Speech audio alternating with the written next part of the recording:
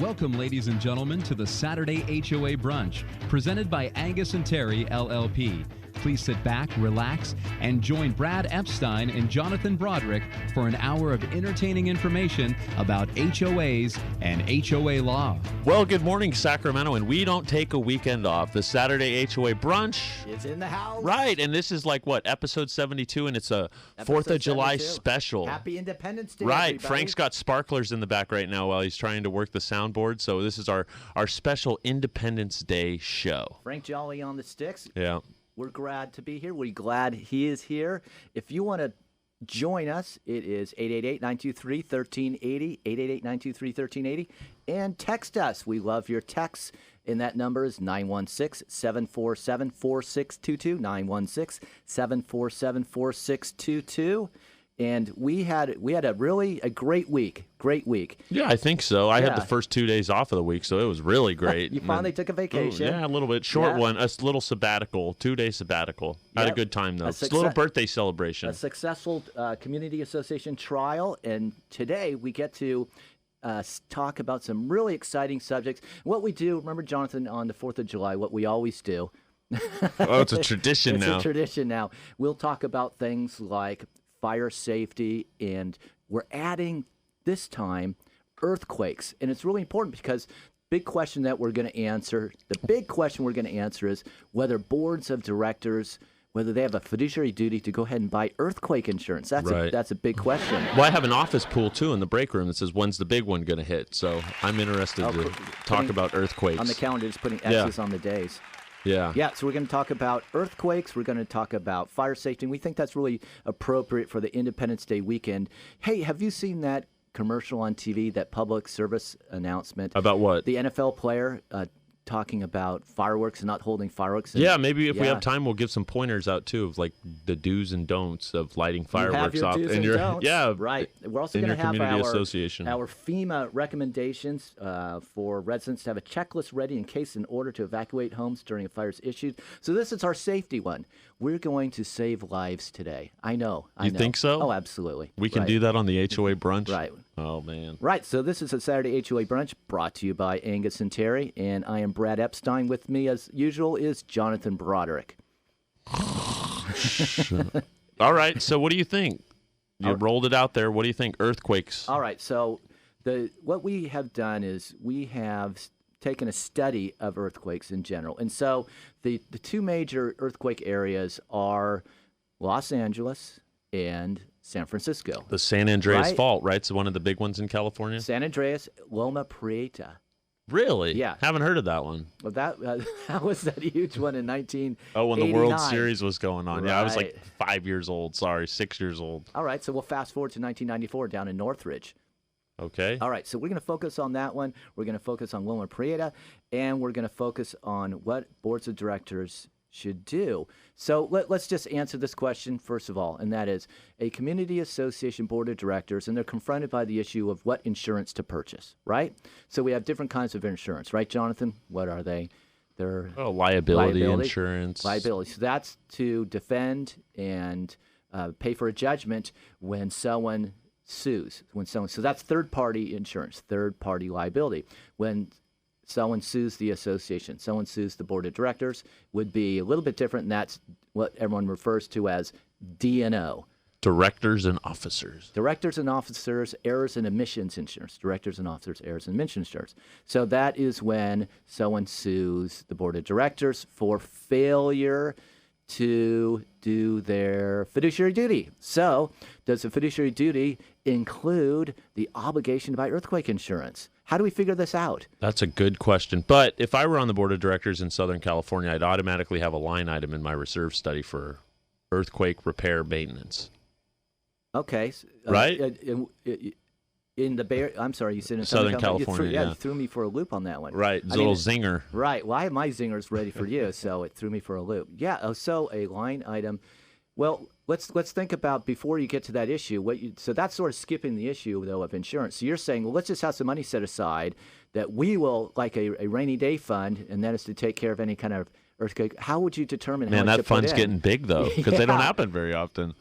No, I don't But know. when they do, it's really horrendous, right? It is. Yeah, I've seen pictures of some of the the Bay Bridge collapsing on cars and things of that nature. So.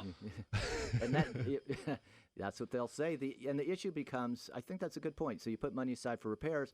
The issue is when you have you ever seen an earthquake insurance policy? What they are is they have a gigantic deductible. I can't imagine. They have a really big deductible and hefty premiums. So it's a big issue for board of directors, because board of directors, in order to determine what a board of directors should do, you got to look at a couple things, right? You got to look at the law, the Davis-Sterling Act, right? But I don't think it requires you to have earthquake insurance. It doesn't. There you go. Absolutely. You have to look at the corporation code, right? And so that's where the fiduciary duty obligation law is. Okay. Corporation Code 7231. And also, Jonathan, what else must board of directors understand and know? What must they read in order to be a good board member? What do you think? They should probably know their own CC&Rs. Their own CC&Rs, bylaws, and articles rules, of incorporation everything. and rules. Right. Those are the biggies, right? Actually, that's pretty much it. Articles of incorporation, CC&Rs, bylaws. The CC&Rs, they're going to have the obligations for board members with respect to their insurance. So we talked about liability insurance. We talked about directors and officers insurance. We also have the property insurance. So if the board of directors, if the association's obligated to maintain, repair, and replace the buildings, then they might have some obligation, yes. So let's look at in the CC&Rs, let's look at the insurance provisions. The CC&Rs are going to say what boards of directors should purchase on behalf of the association. Liability insurance, definitely. Directors and officers, definitely. But what about the property insurance? It matters what the association owns, what they're obligated to maintain, repair, and replace, and it's right there in your CC&Rs. That will tell you what insurance the association must buy with respect to the buildings. Let's talk about a couple different types of buildings. So we got two kinds of associations, right? On the one hand, we have the planned development. On the other hand, we have the condos. All right. But I mean, let's get back to the point. Earthquake insurance. Because right now, it's kind of a gray area. Is this something that just associations do, right? I mean, you're shaking your head, but that's what we're talking about. Do associations just kind of say, well, we've got the money for it, and we called down to the Southern California earthquake facility that's monitoring the San Andreas fault this year, and they say tests show that the big one might hit. So let's get earthquake insurance this year. After we look at our CC&Rs. Right. So our CC&Rs, but it depends upon what kind of association you are. If you're a planned development and the association might not have any obligation at all with respect to insuring the homes. Many developments like that, right? Where the individual owners are responsible to insure their homes. So we could cross those off the list. Right away. Right away. Done. But the association might have a multi-million-dollar clubhouse. Nice facility. Right. Yeah. In that case, most likely 100% of the time, we'll say, rather than most likely, the association is obligated to insure the clubhouse. Okay.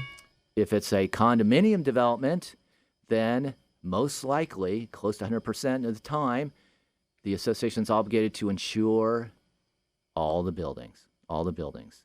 All right, so now I think we're ready for your question. That is, so how do they figure it out? Well, in most CC&Rs, the associations are obligated to purchase insurance if the buildings are destroyed by fire. The big one, right? The big one. But the exclusion in these policies in California is for earthquakes. You need to buy that separately. That's separate. It's separate. It's separate. You look at the CC&Rs, and 99% of the time for a condominium association, there's not going to be a directive and a duty, a requirement for the board of directors to buy earthquake insurance. Even if you're like a condo that's sitting, or a single-family home that's sitting right on that fault line in Southern California. On the fault line. Just right on that fault line. And they're not obligated to at least it sounds like be a good cautious. song, sitting right on that fault line. Well, I am not familiar with CC&Rs for an association sitting right on that fault line. That makes sense. So if anyone is, let's hear Give from us a them. call. Yeah. Okay, we're going to go to break. I'm going to try to wrap my head around this whole earthquake thing. I'm thinking that these guys that sell these policies just make a ton of money and pile it away. So when we get back, the Saturday HOA brunch tackles earthquakes, fires, and fireworks. We'll be back.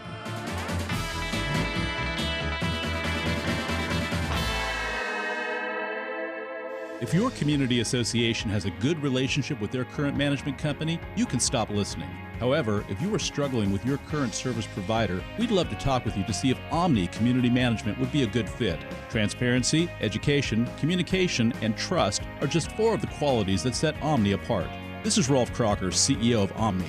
Call us at 916-965-8964. That's 916-965-8964. Online at omni-mgt.com. That's omni-mgt.com. Omni Community Management, your friend in the community association management industry for over 20 years. Have you ever heard of the saying, a person's home is their castle? Of course you have. But sometimes a construction defect can turn your castle into a catastrophe. If this happens to you, you need proper and professional representation. You need Angius&Terry, LLP. For over 30 years, the attorneys at Angius&Terry have been effectively serving homeowners and community associations, recovering more than $500 million on behalf of their clients. Angius&Terry strives to ensure that your construction defect claims are prosecuted in an aggressive and cost-effective manner.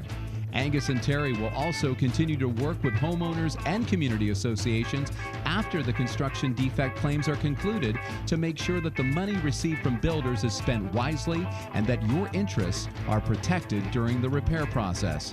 Don't let a construction defect turn your castle into a catastrophe. Call Angius&Terry LLP today at 916-567-1400. That's 916-567-1400. Online at angius-terry.com. Angius&Terry LLP.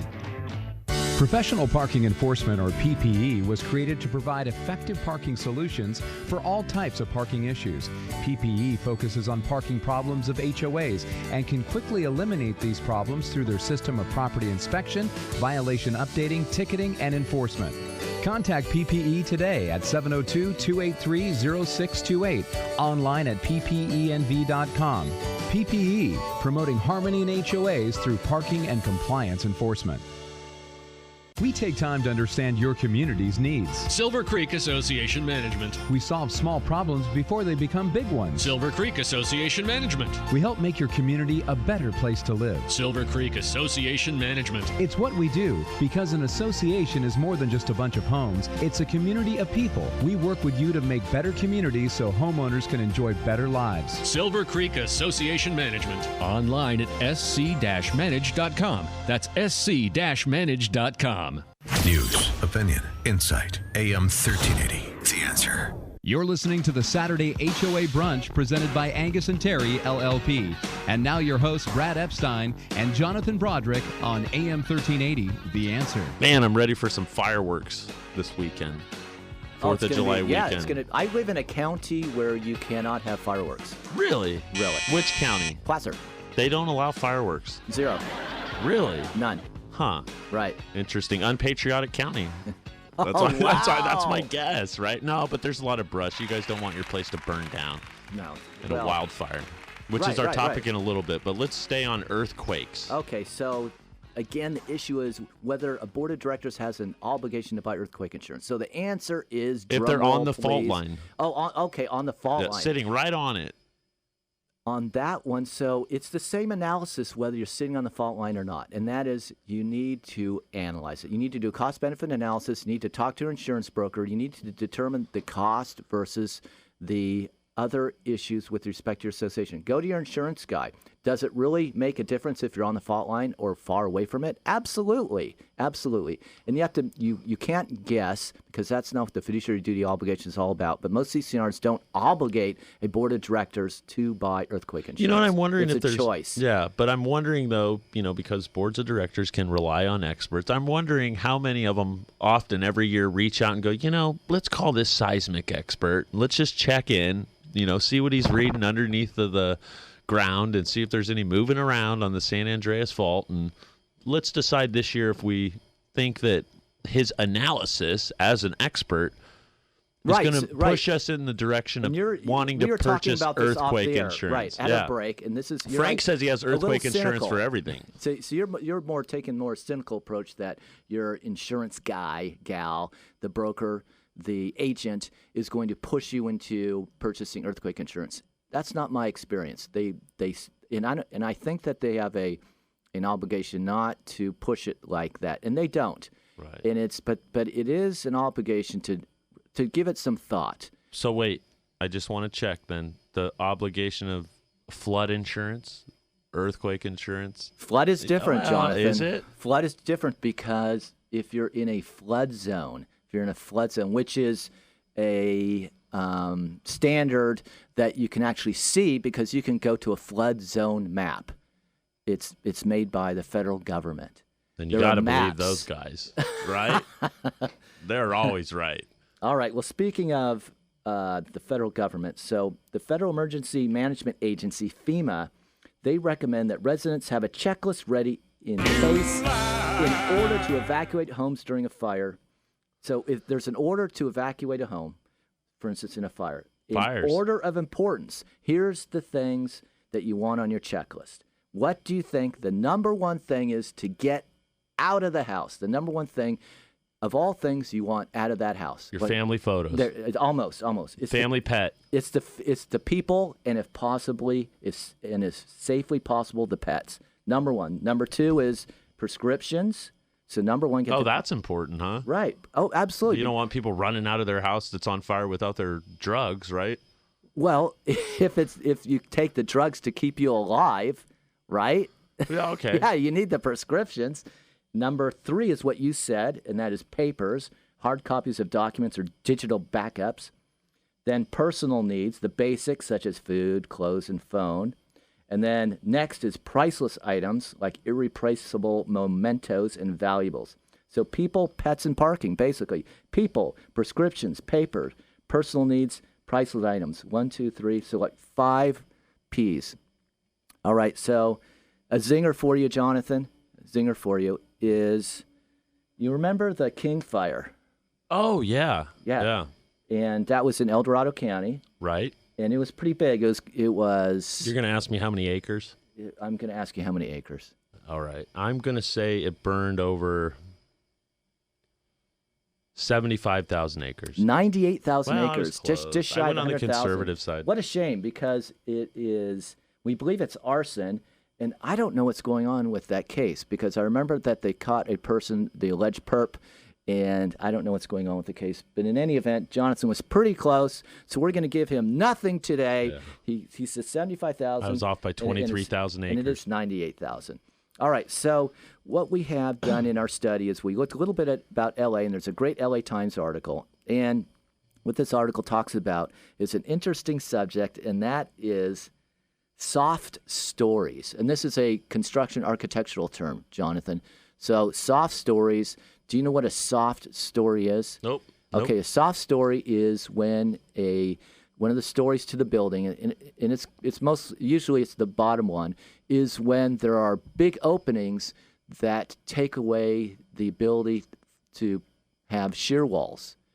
So you'll have, for instance, think of construction in the Los Angeles area in the 70s, where the small lots and there might be a home there in the 40s. The home was moved off, and an apartment was put in place. So like an 8-unit, 10-unit, 12-unit apartment on a smaller lot.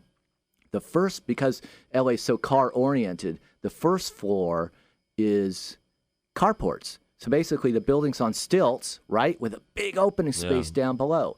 Big open space, building on stilts, Los Angeles. What's the problem with that? I think it's probably not suitable for an earthquake. So the building collapses down crushes your car. And so Tragedy. There are a lot of buildings in Southern California that are now being required to be retrofitted with shear walls. You know, that's big too, I think, in the Bay Area right now. A lot of landlords or boards of directors are actually they're retrofitting their buildings.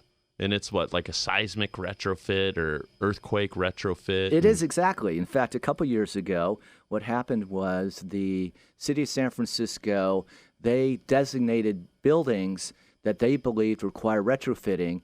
And the first step in doing this was, check this out, was simply posting on these apartments a sign that said, this building is unsafe and must be retrofitted. Now imagine that. You're coming home from work, right, to your apartment building. Right.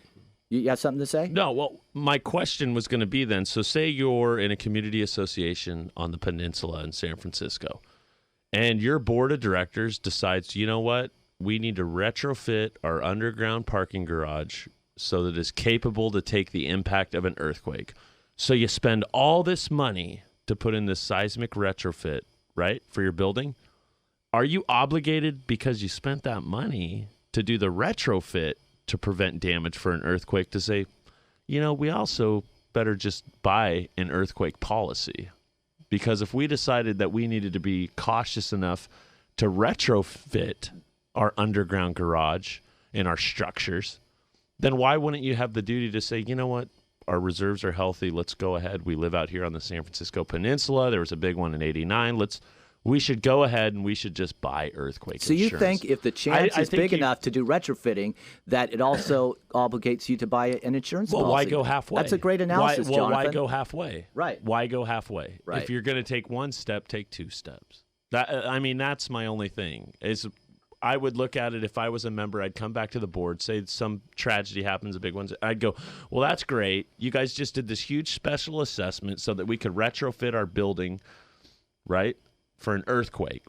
Now it happened. Why didn't we just go ahead? It's an easier decision in the San Francisco Bay Area. Most of our listeners are in the Sacramento area and down the valleys. So they're right? worried about and in floods the and mountains. fires. Well, floods are and they fires. worried about earthquakes? Are we worried about earthquakes in Sacramento area? Are we worried about earthquakes? Remember, there are earth tremors all the time, especially up in the mountains, right, near Tahoe. I agree. Right, and so it makes the decision.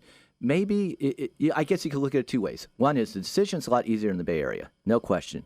Get that policy, and in Los Angeles. When it comes in these areas where most of our listeners are, Sacramento area, up in the mountains, El Dorado, Placer County, Yolo County, and then down to Stanislaus County and San Joaquin County, right? All those, it is more of a difficult decision. Should we do it or not? On the other hand, the thinking has, I believe, with our clients, that decision has always been not to buy it, and they're thinking it's easier that way. It's an easier decision.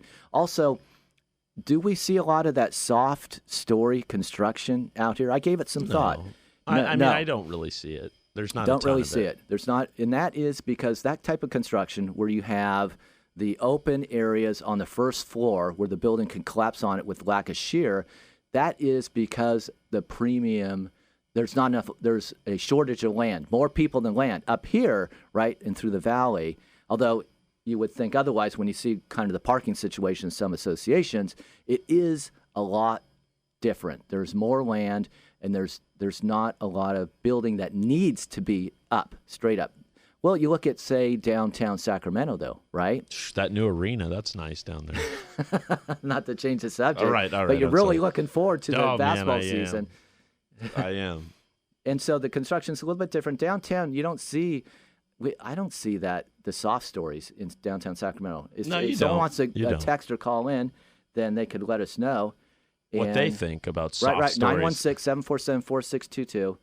And you can let us know. Yeah, here's a text right here. There you go. And let's see what it says. All right. So they're, hang on. Yep. So they're in agreement too. They're predicting the next earthquake? No.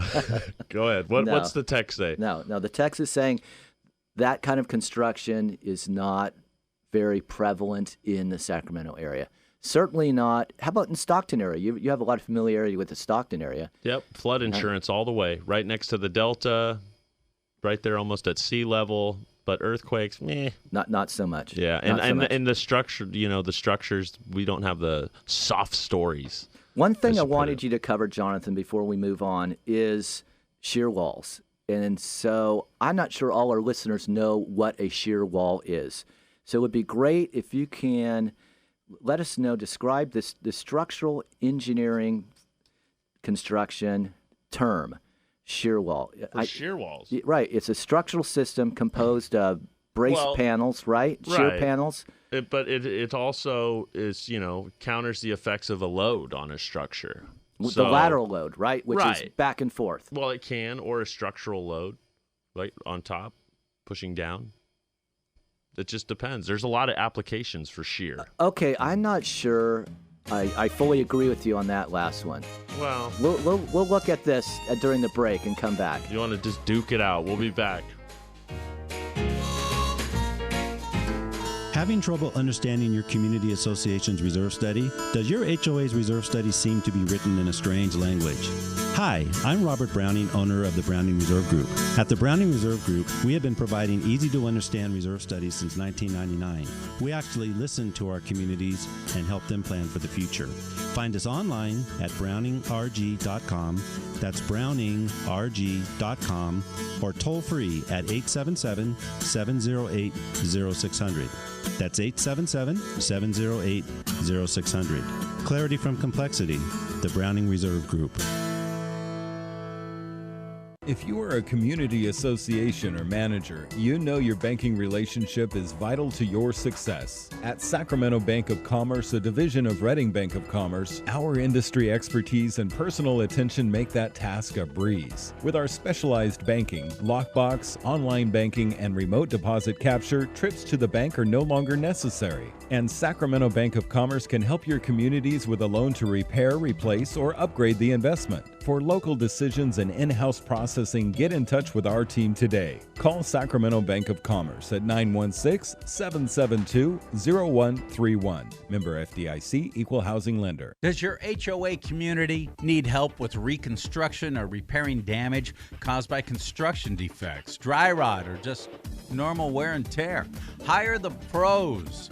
The GB Group has been successfully serving and renovating community associations in California and Nevada for over 20 years. Find out about their service-first commitment. Call the GB Group today. Toll free 800-653-7172. That's 1-800-653-7172. Or find them online at gbgroupinc.com. That's gbgroupinc.com. Did you see the story about the Homeowners Association? I wonder what their residents think. I don't know, but I love my condominium association. The place looks great and is well managed, and our property values are increasing. Well, that's a good thing. Community Associations Institute, CAI, has helped us build a great community. They have tools for safeguarding our investment, including education for our board and professional training for our manager. Just visit CAI at responsiblecommunities.com. Okay, responsiblecommunities.com. AM 1380, The Answer. You're listening to the Saturday HOA Brunch presented by Angius&Terry, LLP. And now your hosts, Brad Epstein and Jonathan Broderick on AM 1380, The Answer. We have our knives out. Because we're arguing about shear walls. And I'm telling you... Is this an argument? I think it's a debate. Not, but what it all right, is... I think it's a matter of semantics. Okay, so what shear is a walls shear carry wall? loads. Right, and the load is lateral. It is lateral, and depending on the height and the structure will depend on the strengths of the shear walls and how they're built up. Right. Your point is that shear walls are meant to... They're intended to prevent lateral movement, which in essence, next, prevents a building from falling down. Correct. Right. Okay. So we're basically saying the same thing. We're in agreement. All right. We got another text, and this text was fabulous. And the idea is that there is another type of soft story that is in Sacramento a lot, and that is when you have a living unit, a room where people live in over a garage, because like a loft. Okay. I think they call them that. It's kind of some funky way that they sell these things, right? Downtown. The Sacramento Capital City lofts. Okay. Right, they are. Those are popular. Lofts are popular. They're studios above garages. I could see that being a type of structure that's popular in the downtown region. Right. So that's a soft story because there is no shear on the whole length of the building where the garage is. That's a big opening. And how could there be any shear strength there? Because it's air. There's no shear wall. So that is a a version of a soft story. There you go. Good stuff. Safety. Soft story. What now? You said you had a good idea at the break. No? All right. Changed your mind? Key tips. So now we're what? going to move to fire. And wildfires, like we just talked about, the King Fire, huge one. And right now there's one going on between Georgetown and Forest Hill.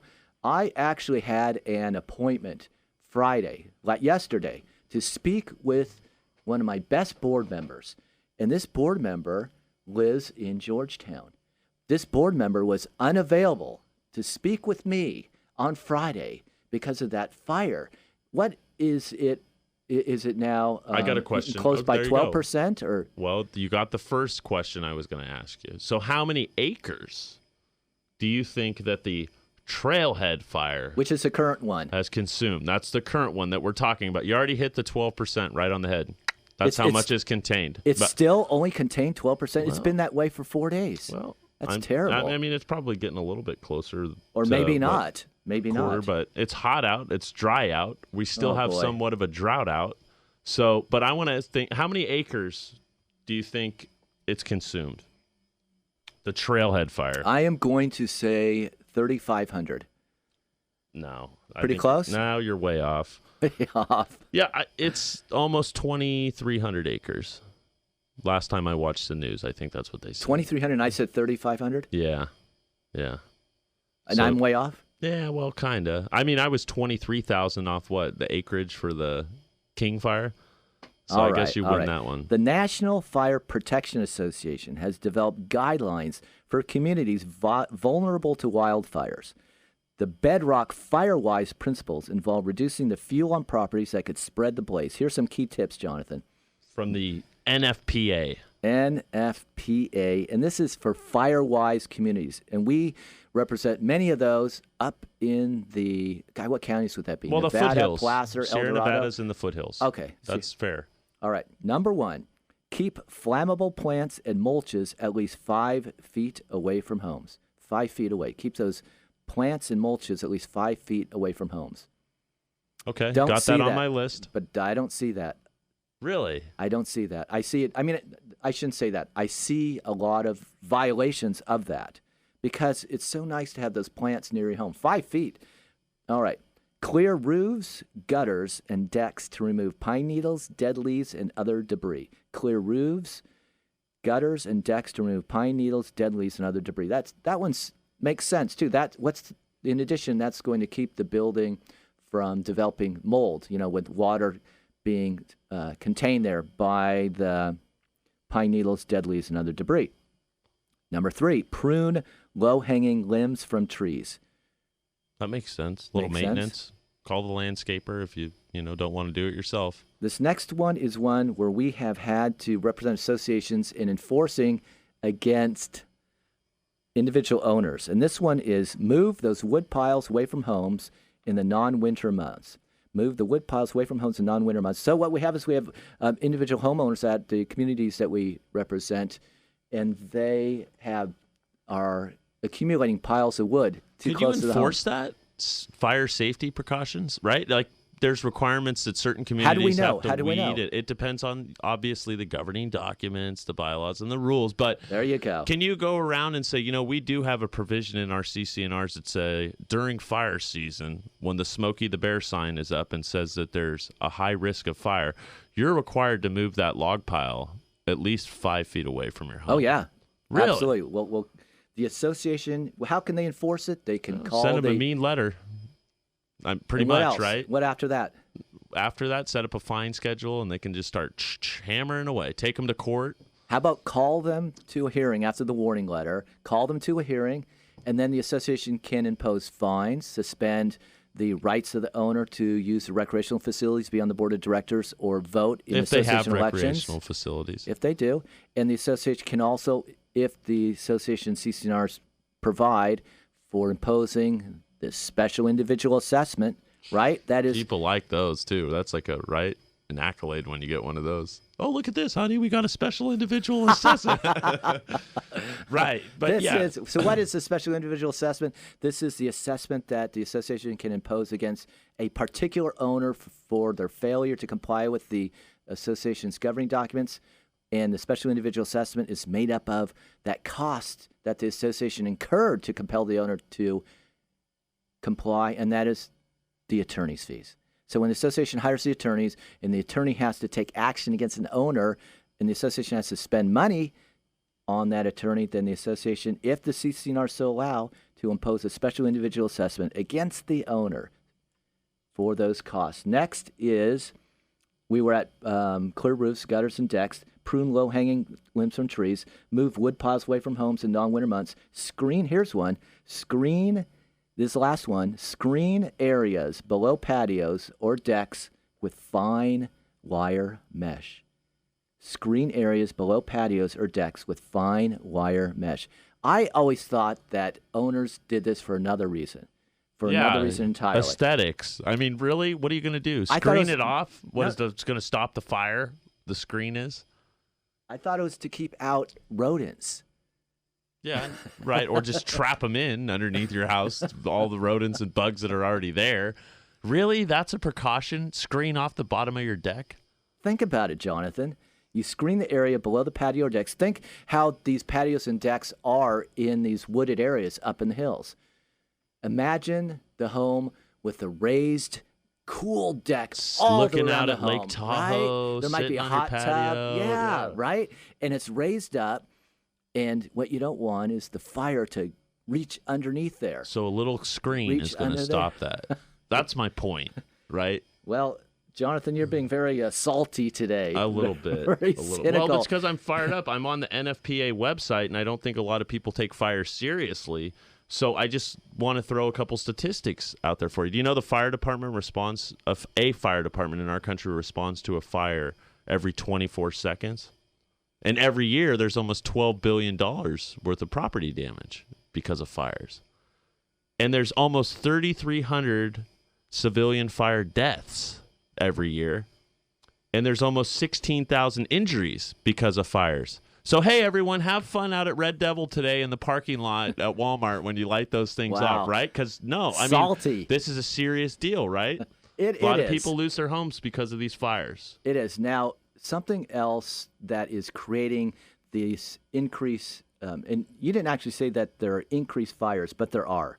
It has been increasing the wildfire damage to communities in the United States has been increasing significantly over the last 30 years. Zinger for you. You ready for a guess? Oh, yes, you ready for a guess? Absolutely. I know the text line's going off. Here's a stat, though, from the NFPA website. In 2014, how many fires do you think were reported in the United States? In 2014. Any kind of fire in the United States. Fires, civilian fires, wildfires, firework fires. In the whole United States? Barbecue fires. Throw a guess out there. I have no idea. Almost 1.3 million. Yeah. That in makes one sense, year. Though. That's a ton of fires. Well, there's a lot of people. And there's a lot of buildings, and there's a lot of construction. It has increased. And that's why the wildfire danger has increased as we've built communities closer to the national and the state parks. Parks, yeah. Right. And so what's happened also is that our fire management, and this is not just an opinion, this is a fact, the great management of our national parks and forests and state parks, it has decreased the number of fires in them. And so it's building up. The debris in the forest has been building up. And so when they do have fires, they're big. They're big. Absolutely. Because there's a lot of debris. Absolutely. I agree. Even when you're driving up 50, they have those big fires and you're up there by Ice House and you look up on the ridge and you just see all that burnt countryside. So it's important to get rid of this debris, this forest debris, and different ways of doing it are, as we know, you could go out there with a weed eater, you could get a bunch of guys out there, but the other way is to do controlled burns. And so these have been very effective. The other name for them is prescribed fire. They do that now a lot.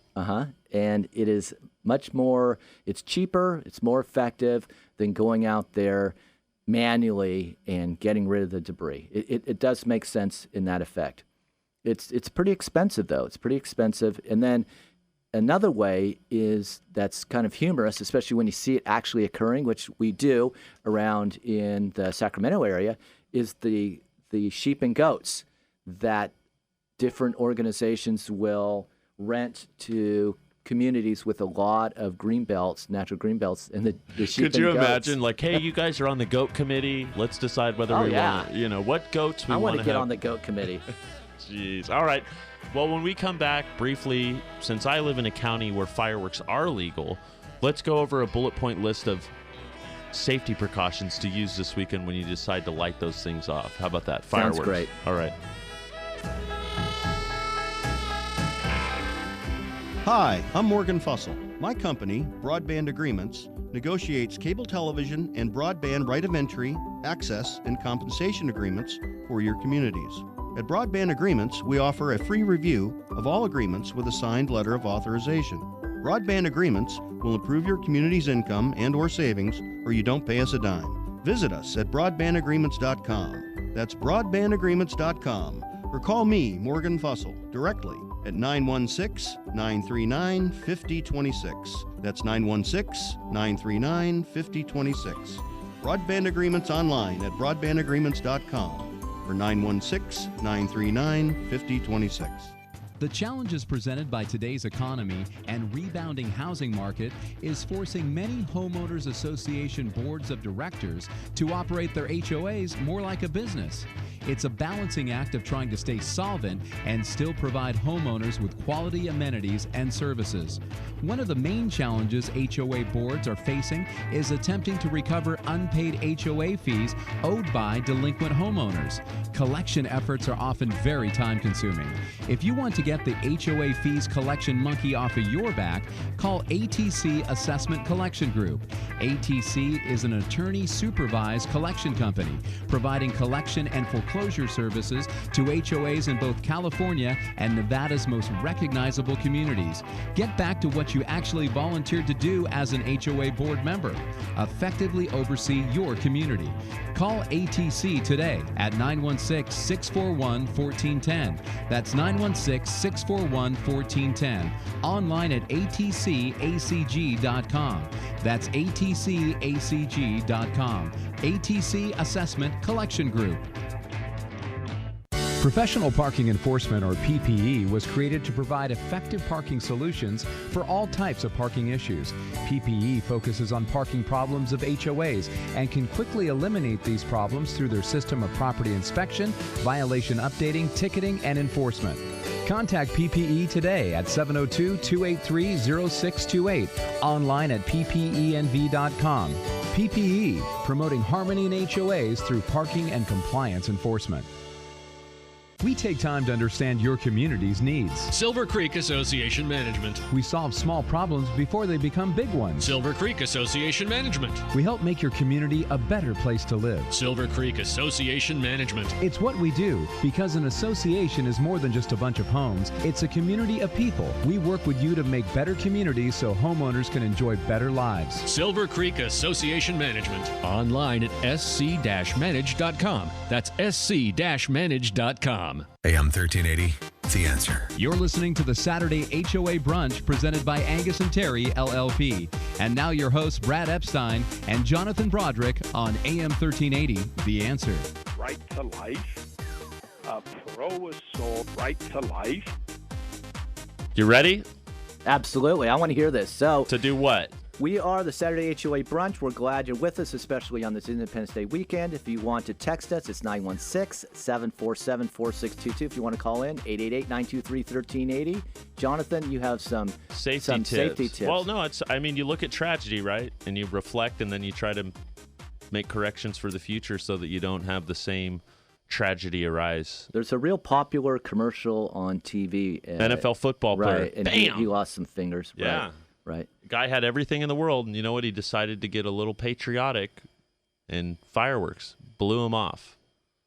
Well, I think the idea is that we get so complacent that anything we purchase at a little stand on the side of the road is going to be safe. It's like, they wouldn't sell it unless it was safe. It's called Safe and Sane, right? Yeah. Safe and Sane. Placer County, You cannot have fireworks. Nevada County, you cannot have fireworks except in the city of Grass Valley. Right. So isn't that crazy? I'm dying to hear these tips, Jonathan. Well, they're kind of just common sense tips, but as you know, one's for the interesting though. Like your third one. So let's hear. You think that they're always have an adult supervise firework activities? Maybe it's the fourth one. Let's just go in order. Oh, you know what? Lynn is calling in with a question. Oh, fantastic. How about that? Let's hear Frank, let's hear what Lynn has to say about fireworks. Lynn, are you with us? Lynn, can you hear us? Yeah. Do you feel a little bit safer in regards to earthquakes, fires, and fireworks yet, or? Oh, ours is okay. I mean, we do have a number of trees in our community, but that's always a concern. But my question is actually in regards to a special anticipated assessments. A recent seller in our community received some. Oh, can you hear us still, Lynn? Looks like we had a little issue there. Hello? Yeah, we can hear you now. Sorry, Frank was lighting off a firework in the back, so hold on. Go ahead. My question is regarding an HOA's responsibility for disclosing anticipated assessments. I know they have to do that in the annual disclosures with the annual budget and what have you. Right. Our scenario is a homeowner who recently the seller disclosure saying there's anticipated special assessments of $5,000 in October of 2016 and $15,000 anticipated in the next 5 years. I asked about this at the board meeting, and the treasurer said that is in the reserve study. My concern is that homeowners don't know about this potential special assessment of up to 5 to 50 vote on something like that. Do they have to disclose that beyond the annual disclosures? Because that won't be released to homeowners until after our current Homeowners Association Board of Director elections. So my question is, when do they have to disclose that? Is it only in the annual disclosures? That they anticipate special assessments of X amount of dollars, or can they disclose it to homeowners at any other time? Are they required to? What a great question. Yeah, thank you so much, Lynn. Yeah, so what the question, I believe, let's make sure we have the question right, is that is the Board of Directors has advice in the reserve study that they should consider these two special assessments, kind of big ones. And the law provides that the Board of Directors must disclose to a requesting owner, and this occurs on sales. The association has a duty to disclose to an owner who's selling. The owner has a duty to disclose to the buyer.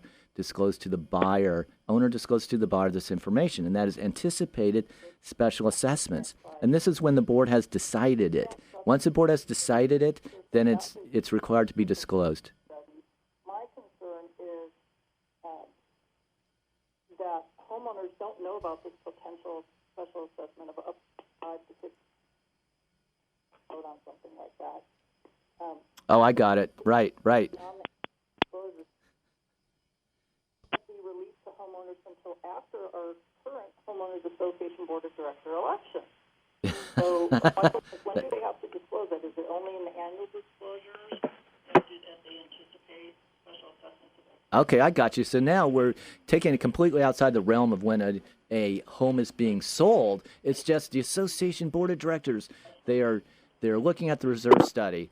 They're making a decision whether to impose a special assessment. They anticipate it happening. Once a board of directors decides that, Jonathan, where are they going to decide it? Where are they going to make a decision about this? They're going to make a decision at the board meeting. Right. I'm sorry. I'm still looking at my list of fireworks stuff. Lynn, give us a call next week. It was I'm impressed. You were able to pick that up. It was kind of muddled in the background. So right, but nice job. But let's answer the question. The answer to the question is the board of directors, their disclosure is done only through the meeting minutes, number one. You either go to the meeting or it's in the meeting minutes. That's when you hear about special assessment. Or, before they require you to pay it. It's between 30 and 60 days. That's when it's required to impose it. These big special assessments, it's either they seem too big for the board of directors to be able to just impose them. Hammer you with it. Right. So it either has to be a vote of the owners, because you have to vote of the owners if it's over 5% of the budget gross expenses for the fiscal year, or it's an emergency. You know what? Write that one down, Jonathan, as you normally do, and we'll go ahead and next show we'll talk a little bit about it more. Fun fact on the list before we run away: light one firework at a time. And don't let children play with fireworks. Have a great unsupervised. weekend.